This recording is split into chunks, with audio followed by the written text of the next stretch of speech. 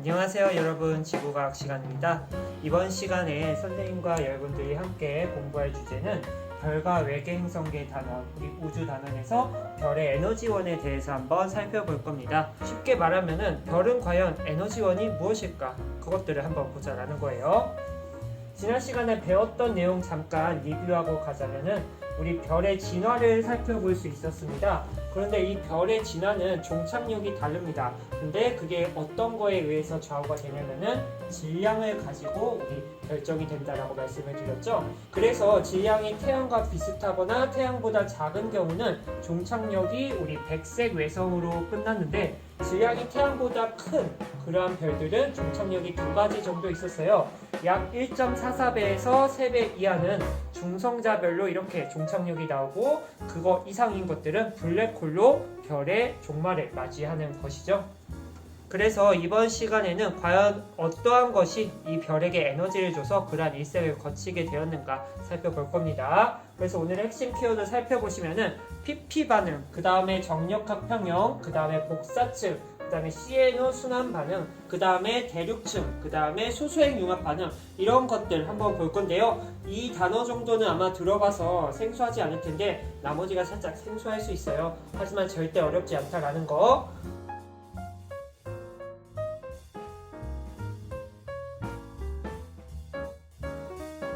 그러면은 우리 핵심이 되는 수소핵 융합 반응부터 한번 보도록 하겠습니다. 수소핵 융합 반응이라고 하는 것은 말 그대로 수소가 융합하여 헬륨으로 바뀌는 과정에서 에너지가 방출이 되는데요. 과학자들은 이 반응이 주계열성의, 오타가 있네요. 주계열성의 에너지원임을 알아냈습니다.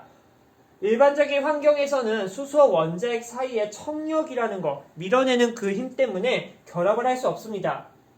하지만 온도가 1000만 K 이상인 뜨거운 곳에서는 입자들이 청력을 극복하고 결합을 할 수 있습니다. 우리 지난번에 원시별에서 주계열성으로 될 때 중력 수축으로 내부의 온도가 올라갔잖아요. 그런데 그 온도가 1000만 K 이상 정도 올라가줘야지만 수소핵 융합 반응을 할 수 있었던 것이죠. 그래서 이렇게 길게 나왔지만 결론은 1000만 K 정도 도달해야지 수소핵 융합 반응을 할 수 있다라는 거. 이러한 수소핵 융합 반응, 4개의 수소가 하나의 헬륨으로 바뀌는데 이때 에너지가 방출됩니다. 4개의 수소 원자핵이 결합하면은 헬륨 원자핵 1개를 만드는데 0.7% 정도의 질량 결손이 발생합니다. 무슨 말이냐면은 4개의 수소가 이렇게 준비물로 되어 있는데 결과는 H 하나가 나오거든요. 그러면은 이 4개의 H에 해당하는 어떠한 질량이 정해져 있을 텐데 나온 것도 뭔가 그대로 나왔으면 좋겠지만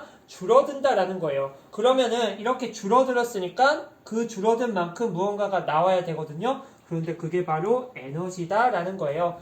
아인슈타인의 질량 에너지 등가 원리, 우리가 잘 알고 있는 E는 mc제곱이죠. 여기 앞에 세모가 이렇게 있는데 이것은 델타, 다시 말해서 변화라는 것을 의미하는 겁니다. 질량 변화가 있다면은 거기에 빛의 속도 제곱을 곱해주면은 에너지가 나온다라는 거. 그래서 이러한 아인슈타인의 질량 에너지 등가 원리에 따라서 에너지로 이렇게 방출이 된다라는 거. 수소핵 융합 반응을 통해. 그래서 우리 책의 작은 탐구로 태양의 수명 계산하기가 나와 있습니다. 이것은 여러분들에게 주는 저의 선물이니까 꼭 한번 생각해 보시고 빈칸 채워보도록 하세요. 그래서 우리 핵심이 되는 수소핵 융합 반응 이렇게 살펴보았는데요. 이러한 수소핵 융합 반응, 별의 진화가 두 갈래 길로 갈리듯이 수소핵 융합 반응도 두 가지가 나오게 됩니다. 그래서 보시면은 이렇게 두 가지 수소핵 융합 반응이 있는데 하나는 이렇게 뭔가 하나로 모이는 것 같은 느낌이 드는데 오른쪽에 있는 것은 지금 뱅글뱅글 돌고 있죠. 약간 순환하는 느낌이 나옵니다. 그래서 이것들의 명칭이 어떻게 되냐면은 얘는 양성자 반응이라고 하고 얘는 CNO 순환 반응이다라고 이야기를 합니다. 이렇게 두 가지가 나오게 된 이유는 질량에 따라서 결정이 됩니다. 다시 말해서 질량이 태양과 같거나 태양보다 작은 애들은 이 반응이 우세하고요. 그 다음에 질량이 태양보다 큰 애들은 이 반응이 더 우세합니다. 이 반응이 우세하다고 해서 이 반응이 안 일어나는 건 아니에요. 단지 누가 더 우세하게 일어나냐 이 정도 차이 나는 거. 그러면 이제 이 두 가지 하나씩 살펴보도록 할 건데요. 첫 번째는 양성자 반응. PP 반응이다 라고도 이야기를 하는데 이렇게 생긴 거 보시면은 양성자 반응 바로 체크를 해주셔야 되거든요. 수소 원자핵 6개가 헬륨 원자핵 1개와 수소 원자핵 2개로 바뀌면서 에너지를 생성하는 과정, 그게 바로 PP 반응인데요. 질량이 태양 정도인 별에서 우세하게 일어납니다. 왼쪽에 있는 그림을 보면은 처음 준비물은 이렇게 수소 4개가 있습니다. 4H가 있거든요. 그런데 중간에 2개 정도가 추가가 돼서 총 수소 6개가 준비물로 필요합니다. 하지만 결과물을 보니까 헬륨 하나가 나오게 되고 수소 2개가 따로 나오게 돼요. 다시 말해서 4H가 H 하나로 되는 수소핵 융합 반응을 이렇게 표현을 한 거다라고 우리 생각을 가볍게 해주시면 되고요. 주의해야 될 점은 우리가 쓰는 식은 이렇게 쓰지만 준비물로 들어가는 수소는 6개다라는 거. 이 부분을 살짝 주의해서 보시면 될 것 같아요. 아무튼간 반응에 참여하는 이 4개의 수소가 헬륨 하나로 바뀐다.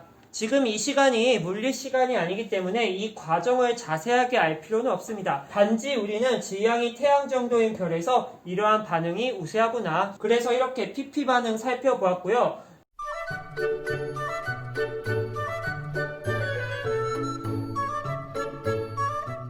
그 다음으로 볼 것은 우리 탄소, 질소, 산소 순환 반응이라고 하는 수소핵 융합 반응 중에 하나인데 얘는 탄소 C, 그 다음에 질소 N, 산소 O. 그래서 아까 보았던 이 동그라미 순환 모양의 이러한 수소핵 융합 반응 그림은 바로 탄소, 질소, 산소 순환 반응이다. 다시 말해서 CNO 순환 반응.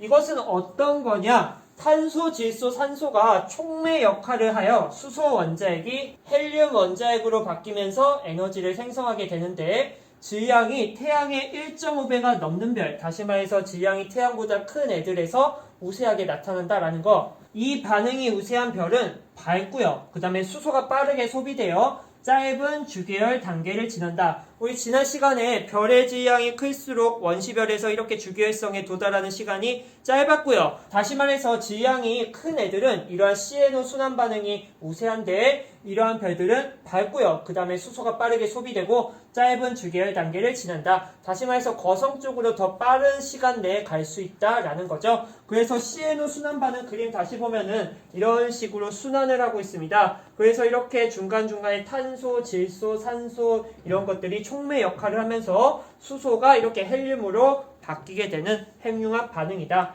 이 반응 자체가 정말 어려운 거기 때문에 여러분들은 이러한 그림은 수소핵 융합 반응 중에 하나를 이렇게 나타낸 거구나 그 정도로만 아시면 되고요. 그리고 질량이 태양의 1.5배 정도 이상, 다시 말해서 태양보다 큰 애들은 이 반응이 우세하구나 그 정도로만 알면은 충분합니다. 아시겠죠?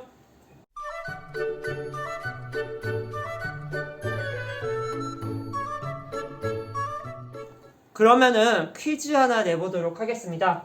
탄소, 질소, 산소 순환 반응이 일어나는 별 내부에서 양성자 반응은 일어나지 않는다. 동그라미일까요? X일까요?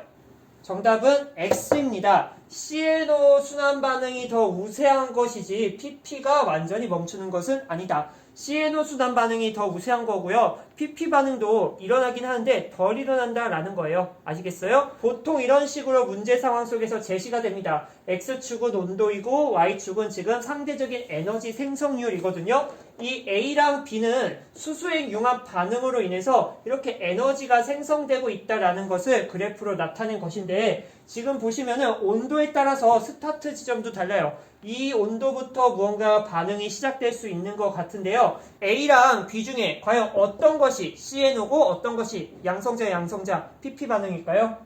그렇죠. 우리 온도가 낮은 쪽에서부터 이렇게 에너지가 생성되는 이 친구가 PP 반응이고 이 친구가 CNO 순환 반응이구나. 이러한 것들을 여러분들이 체크하실 수 있어야 된다라는 거. 그러면은 물어볼 게 많죠? A랑 B 중에서 질량이 태양보다 큰 애들은 A 반응이 우세하게 나타난다. B 반응이 우세하게 나타난다. 그러면 적절하게 여러분들이 체크를 해서 풀어주시면 되는 거죠. 그래서 이렇게 그래프 한번 해석해 보았고요. 다음은 주계열성의 내부 구조입니다. 우리 주계열성 내부에서 이러한 정력합평형 지난 시간에도 한번 다루긴 했는데요. 주계열성에서 하나의 특징 중에 하나가 크기가 일정하다라는 거였거든요. 그 이유는 무엇이냐? 바깥에서 미는 힘과 안쪽에서 미는 힘이 평형을 이뤘다라는 거죠. 그래서 지금 보시면은 안쪽으로 이렇게 중력이 작용하고 있는데 바깥쪽으로는 기체 압력차로 발생한 힘이 있습니다. 그런데 이 힘이 신기하게도 평형을 이룬다라는 거. 그래서 별은 주계열 단계에 머무르는 동안 모양과 크기가 안정적으로 유지되는데요. 이는 정력학 평형 상태를 유지하기 때문이다. 다시 말해서 내부에 기체 압력차로 발생하는 그 힘과 그 다음에 별의 중력이 평형을 이룬다라는 거.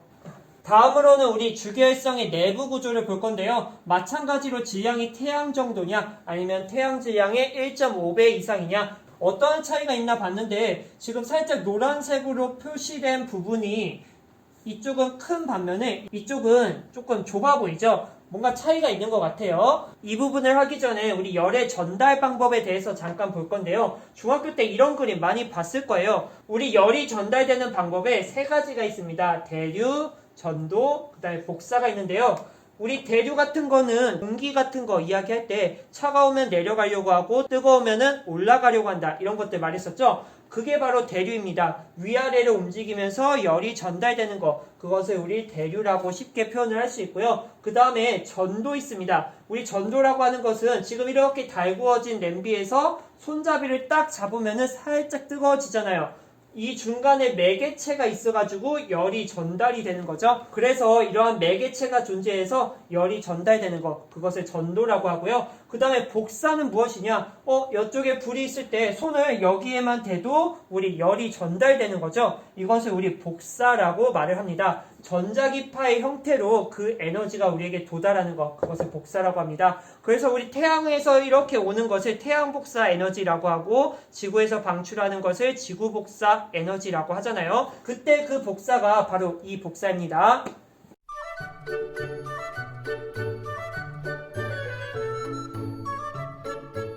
그러면은 이것들을 가지고 우리 주계열성의 내부 구조를 볼 건데 먼저 태양 정도의 질량인 별들을 볼게요. 태양 정도 질량인 별의 그림을 보니까 복사층이 크게 나타나고 그 위에 대류층이 있고요. 맨 바깥쪽에 광구가 있습니다. 그리고 중심부에는 핵이 있고요. 중심부의 핵에서 생성한 에너지를 복사의 형태로 전달을 하고요. 복사층은 별 반지름의 70%나 될 정도로 정말 큰 영역을 차지합니다. 암기 팁을 알려드리면 우리 흑점을 한번 생각을 해볼게요. 우리 흑점은 중학교 때도 배웠지만 태양 표면에서 이렇게 검게 보이는 부분이잖아요. 그거의 원인이 바로 대류현상 때문이었거든요. 그러면은 우리 표면의 흑점은 대류현상과 관련되어 있으니까 대류가 바깥쪽에 있구나. 그런 식으로 외워주시면은 여러분들 쉽게 암기하실 수 있을 것 같고요. 이거를 모른다. 그러면은 계속해서 볼 수밖에 없겠죠? 그래서 태양 정도인 질량을 가진 주계열성은 중심 핵이 있고 그 다음에 복사층이 있고요. 그 다음에 대류층이 바깥쪽에 위치하고 있다라는 거 이렇게 살펴보았습니다. 그 다음에 우리 태양 질량의 약 1.5배 이상의 별들을 볼 건데 그림 먼저 보시면은 핵이 있고 이렇게 대류층이 그 다음에 나타나 있습니다. 그 다음에 그 바깥쪽에 이렇게 복사층이 있는데요. 우리가 방금 본 태양과 같은 별들은 바로 복사층이 나왔는데 질량이 큰 애들은 복사층이 바깥쪽에 있는 이러한 차이점이 있습니다. 그래서 중심부의 핵에서 생성한 에너지를 태양 질량보다 더 큰 애들은 대류의 형태로 전달한다라는 거. 이러한 차이가 나타나는 이유는 무엇이냐면은 질량이 큰 별은 중심부의 온도가 매우 높기 때문에 열이라는 것을 효과적으로 전달할 수 있습니다. 복사라고 하는 것은 여기가 차갑든 여기가 뜨겁든 사방팔방으로 이렇게 퍼져나가는데요. 우리 대류 같은 경우는 차고 뜨거움의 차이가 있어야지 이렇게 위아래로 움직일 수 있었잖아요. 그래서 질량이 큰 별은 중심부의 온도가 매우 높기 때문에 일단 바깥쪽에 에너지를 전달해 주려면은 대류의 형태로 전달을 해줘야 된다라는 거. 그래서 우리 중심부 다음에 대류층이 있고 그 다음에 복사층이 있다라는 거. 그래서 이렇게 태양 질량이 약 1.5배 이상, 다시 말해서 태양보다 질량이 큰 주계열성에서 내부 구조 이렇게 살펴보았습니다. 그래서 결론을 내리면 별의 에너지 생성과 내부 구조를 결정하는 것은 그 어떠한 것도 아닌 별의 질량이다라는 거. 그러니까 별의 질량, 다시 말해서 원시별로부터 그 정해진 질량에 따라서 진화도 결정되고 내부 구조도 결정되고 싹 다 결정된다라는 거. 마지막으로 우리 교과서에 나와 있는 그림 하나 보고 끝내도록 할게요. 왼쪽은 지향이 태양 정도인 별의 내부 구조 나타나 있고 오른쪽은 지향이 매우 큰 별 구조 나타나 있습니다. 왼쪽을 보시면은 중심에게 탄소 플러스 산소가 있고 오른쪽을 보니까 어떤 원소가 있습니까? 그렇죠. Fe가 이렇게 나타나 있죠. 다시 말해서 이 오른쪽에 있는 별들은 핵융합 반응을 계속해서 철까지 만들어지게 된 거고 왼쪽은 태양과 비슷한 지향을 가졌기 때문에 탄소랑 산소에서 끝난다라는 거. 그래서 이것은 뭔가 백색해성에서 볼 수 있는 그러한 구조 같고 이것은 초신성 폭발 전에 이렇게 나타날 수 있는 거겠죠. 그래서 우리 지향에 따라서 이렇게 내부도 다르게 나타나는 거 다시 한번 생각해 볼 수 있었습니다. 이번 시간까지 하게 되면은 우리 별에 대한 이야기는 이제 끝났습니다. 맨 처음에 우리 별의 물리량, 표면 온도와 광도에 대해서 배웠고요. 그것을 가지고 우리 HR도 생각할 수 있었습니다. 표면 온도와 광도를 가지고 주계열성, 거성, 그 다음에 백색해성 이런 식으로 분류를 했었잖아요. 그렇게 분류를 하고 나서 우리 별의 진화를 살펴보았습니다. 원시별로부터 주계열성이 되고 한쪽은 종착역이 백색해성, 한쪽은 중성자별, 블랙홀 이렇게 지향에 따라서 다르게 나타났고요. 그래서 그 일생을 거치는 과정 속에서 사용되는 에너지원이 무엇일까? 그것은 오늘 살펴보았는데요. 우리 주계열성에서 가장 오랜 시간을 거치기 때문에 우리가 초점을 두어서 본 부분은 수소핵 융합이었어요. 그러한 수소핵 융합 반응 두 가지가 있었습니다. 하나는 양성자 반응, PP 반응이다 라고 말을 했고요. 그리고 다른 하나는 CNO, 순환 반응이다 라고 했습니다. 그래서 이것조차도 질량으로 결정이 된다라는 거. 그래서 이번 시간까지 하게 되면은 이러한 별들의 이야기 끝났습니다. 그러면 우리 다음 시간에는 과연 어떤 것을 하냐? 이런 식으로 외계인 사진 나와 있는데요. 뭐 외계인에 대해서 배우는 건 아니고 우리가 지구에 사는 것처럼 다른 행성에도 뭔가 이러한 생물체가 살 수 있지는 않을까? 만약에 살 수 있다면은 그런 조건은 무엇인가? 그런 것도 한번 생각해 볼 겁니다. 그래서 생각보다 재밌게 여러분들 배울 수 있을 거라 생각을 하고요. 이번 영상 여기서 마무리해 보도록 할게요. 모두들 수고하셨습니다. 안녕.